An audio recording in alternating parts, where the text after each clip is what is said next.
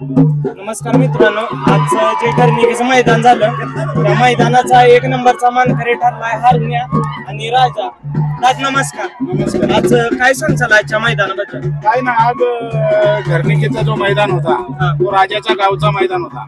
मला फोन आला बाबू शेठचा की आपल्याला ही गाडी घरनिकीला पालवायची. त्याच्यामुळे मग मुंबईवरून निघून आलो आणि गाडी आज पालवली. मैदान कसं झालं हो सकाळच्या? मैदान एकदम मस्तपैकी झाला, पण काही कारणास्तव गाड्या आल्या नाही, कारण दुसरी पण आता यात्रेची मैदान चालू आहे. पण ज्या पण गाड्या होत्या त्या चांगल्यापैकी सुंदर पळणाऱ्या गाड्या होत्या आणि चांगल्यापैकी गाडी ती झाल्या. फायनलला पण चांगली झाली, सेमीला चांगली झाली, गटा नाही चांगल्या झाली. गट फायनल आणि फायनल एकदम सुट्टाच काढलं गाडी नाही ना? हो, कारण विषय असा की गाडीच पालातो ना. आज जी इंदकेसरी कुशेगावची 1000 गाडीत 1 नंबर केलेली गाडी, तर ती गाडी अप्रतिम पालणारच. दादा, ही गाडी अपराजितच गाडी आहे ना? या गाडीला अपराजित बोलता येणार नाही. समजा ते 2 वेळेला पराजित झाला, पण ते काही कारणास्तव झाला.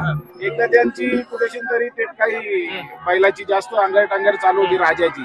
त्यावेळेस फ्लॅटच्या मैदानाला आम्ही कुठेतरी एक गुलालापासून राहिलो आणि सांगोल्याला एक पब्लिकच्या मुळे. बाकी तुम्ही बोलाल की दुसरं कोणताही मैदानाचा गुलाल त्यांनी सोडलेला आहे. तर दादा, हरण्याला जोडीदार चांगला भेटला, त्याला साथ देणार की तो गुलालातच राहणार आहे? 100% हरण्या तर आता गुलालाच.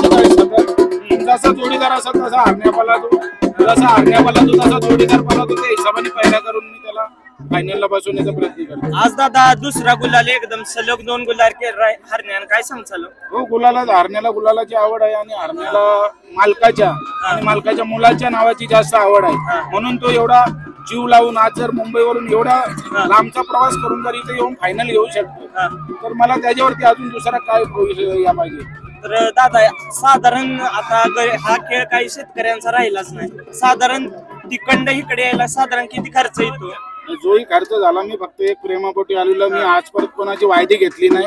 तुमच्या युट्यूबच्या मार्फत मध्ये सांगतो, ज्यानं पण सांगितलं की माझ्यावर वायदी घेतली, त्या दिवसाला हरण्याचा केसरा कापीन आणि जंगलामध्ये हरण्या सोडून देईल. दादा, काय एवढा मी प्रयत्न आज परत न वायदी घेण्याचा करतो. त्याच प्रयत्नात लोकांनी पण ती या घ्यावी. एक बैल फक्त पलवण्यासाठी मैदानात गुलालासाठी यावा, बाकी वायदीच्या नावाने जो खेळेल त्याला मजा नाही. तर दादा, या पैशापेक्षा ह्या गाडीपेक्षा या गुलालाला लय महत्व आहे. 100% ना. म्हणून तर मी वैयक्तिक खर्च करून गुलालासाठी येतो. मी कोणाच्या वायदीनी आणि कोणाच्या वायदी घेऊन मैदानाला येत नाही. तर दादा, मुलाखत दिल्याबद्दल धन्यवाद. मित्रांनो, आज घरनिकीच्या मैदानाचा 1 नंबरचा मानकरी ठरलाय राजा आपला. भाऊशेठ, काय सांगचाल आजच्या गाडीबद्दल? काय नाही, गाडी आपली पळती जाईल. 4थी वेळा आपण 1 नंबरच केला.